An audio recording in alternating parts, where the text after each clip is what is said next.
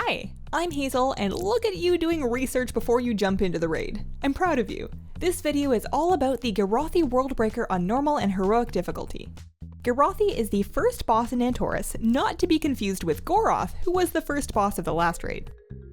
By the time that you step in the door, I bet that you're feeling really homesick for Tomb and ready for a good soak mechanic. Annihilation's got you covered. You're going to see these lime green rings with swirly pillars sticking out of them. If nobody is in that when it goes off, massive raid damage happens and your healers get cranky. Someone's gotta soak it. It does 3 million damage on heroic and 1.1 mil on normal. It'll also leave a big fat 10-second dot on heroic, so generally you want just one person or maybe two people in each unless it's their first day in Azeroth and they're wearing tissue paper. You can tell when somebody's in one because the ring turns hollow, which makes it easy to find the uncovered circles and get in them.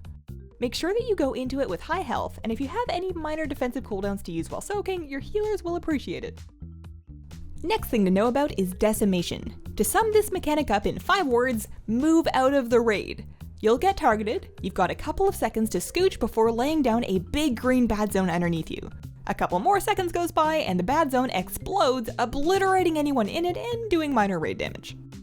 If you drop these on all of your friends, they won't call you on your birthday anymore, so move to the edges. It's best to have the ranged in a somewhat tight spread around the core of the room so that there's space on the margins for decimation, but you can still easily make it to the annihilation soaks. Clumping up a bit also helps AoE healing. Every fight needs a tank mechanic, and this one is called Fell Bombardment.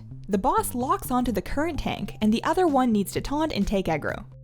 Locked on tank needs to book it to the back of the room and keep moving to avoid the missiles being bombarded at him. Range should take care to stay out of the way, which is nice and easy if the tank moves in this cute little arc along the back.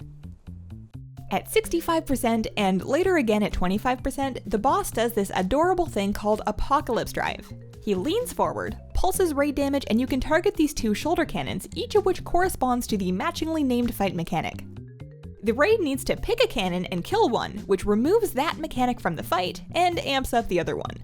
If you don't kill either cannon before Apocalypse Drive ends, the raid wipes. Choosing which cannon to kill will likely be based on both your raid size and raid composition, since you'll need to deal with twice as much of either annihilation soaks or decimates.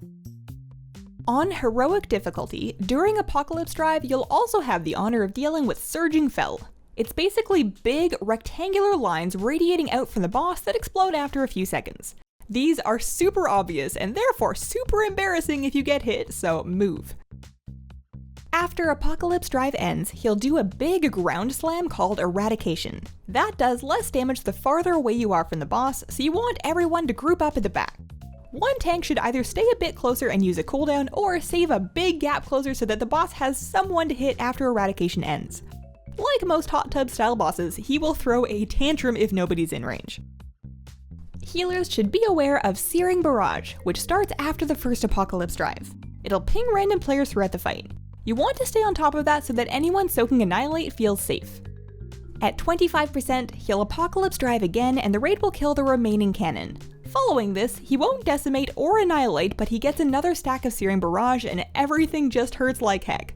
Healers will want to consider preserving cooldowns for later since there's a lot of raid damage towards the end of this fight. Group up for AoE healing and kill him before he kills you. So that is Girathi Worldbreaker in Antorus the Burning Throne. If this video helped you out or made you feel any better, please consider giving it a thumbs up. Check out my channel and subscribe for more raid guides and other useful WoW content. I wish you an excellent raid night with the best of loot luck and a wonderful, wonderful day. Bye!